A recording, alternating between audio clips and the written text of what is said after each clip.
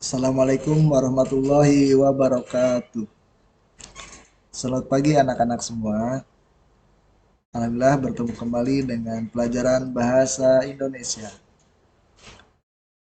Pada pertemuan kali ini, kita akan membahas sebuah teks yang sangat menarik, yaitu teks laporan hasil observasi. Anak-anak, silakan dibuka buku paketnya, dilihat di bab 1 ya, tentang teks laporan hasil observasi. Anak-anak, Faidi lanjutkan dengan pertanyaan.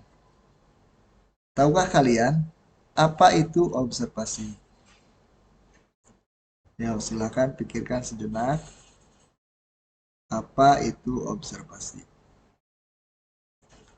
Nah, anak-anak sekalian, secara umum, observasi adalah suatu kegiatan yang dilakukan untuk mengamati suatu objek secara rinci dan detail.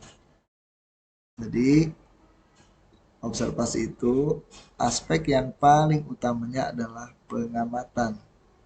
Jadi kita mengamati sesuatu, kemudian secara rinci ya, dan detail. Contoh, misal kita mengamati kelas, kemudian di kelas itu ada bagian apa saja secara rinci, kemudian didetailkan dengan apa sih manfaatnya papan tulis, apa manfaatnya bangku, apa manfaatnya kursi, apa manfaatnya proyektor.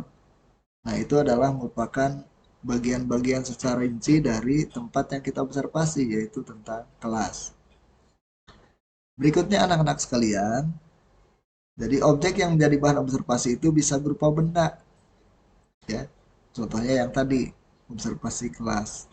Atau berupa hal yang abstrak atau sesuatu yang tidak dapat dilihat dengan mata, tetapi bisa dirasakan keberadaannya. Contohnya adalah tentang angin ya. Kalau kita mengobservasi angin, itu angin ini tidak dapat dilihat, tapi dapat dirasakan keberadaan. Nah, anak-anak sekalian, baik diulangi kembali.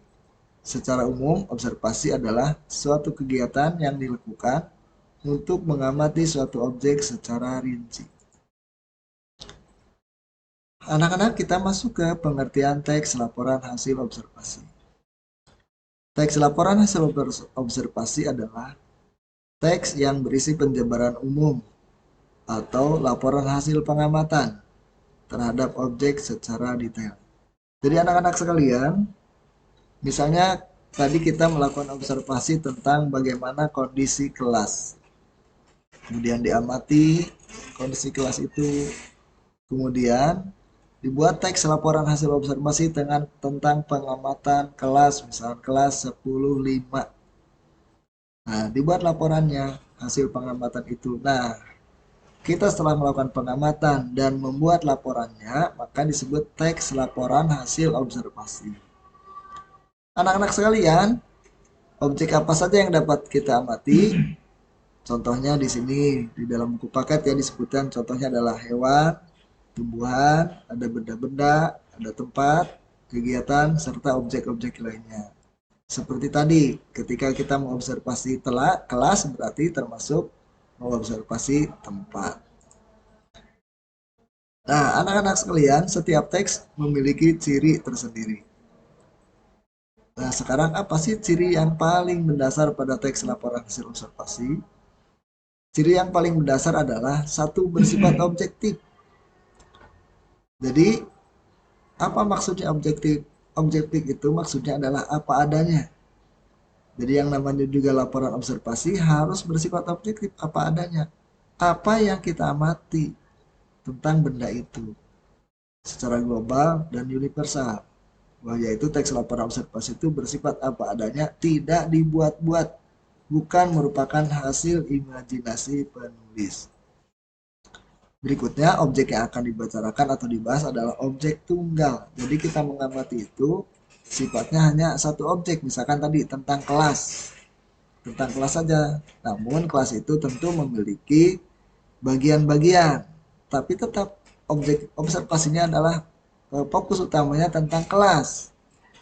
Namanya itu objek tunggal. Dalam teks laporan hasil observasi, kita hanya mengamati satu objek tunggal. Berikutnya kita beralih ke materi ciri-ciri teks laporan hasil observasi. Setelah tadi pengertian, kemudian kita masuk ke ciri-ciri teks laporan hasil observasi. Ciri-cirinya adalah ditulis secara lengkap dan sempurna. Ditulis sesuai dengan strukturnya. Masih ingat ya, atau sudah ada yang ingat mungkin di pelajaran di SMP bahwa strukturnya adalah ada 3, yaitu pernyataan umum, deskripsi bagian, dan deskripsi manfaat. Kemudian ditulis sesuai dengan fakta, sesuai dengan pengamatan yang telah dilakukan. Jadi kalau kalian melakukan pengamatan, maka jangan lupa harus ada agenda kegiatannya, agenda kegiatan pengamatan. Sehingga nanti pengamatan itu akan dilaporkan secara faktual, sesuai dengan faktanya. Kemudian informasi teks merupakan hasil penelitian yang terkini, yang sudah terbukti kebenarannya. Jadi kalian tidak boleh melakukan observasi, kemudian hasilnya bukan hasil yang tidak benar. Jadi observasi itu di antara ciri utamanya dia harus benar-benar ada, harus benar-benar seperti itu adanya. Bukan hal-hal yang sifatnya fiktif, yang tidak benar, yang tidak ada keberadaannya. Nah, untuk mematangkan kalian dan memahirkan dalam teks laporan hasil observasi, Bapak akan memberikan tugas.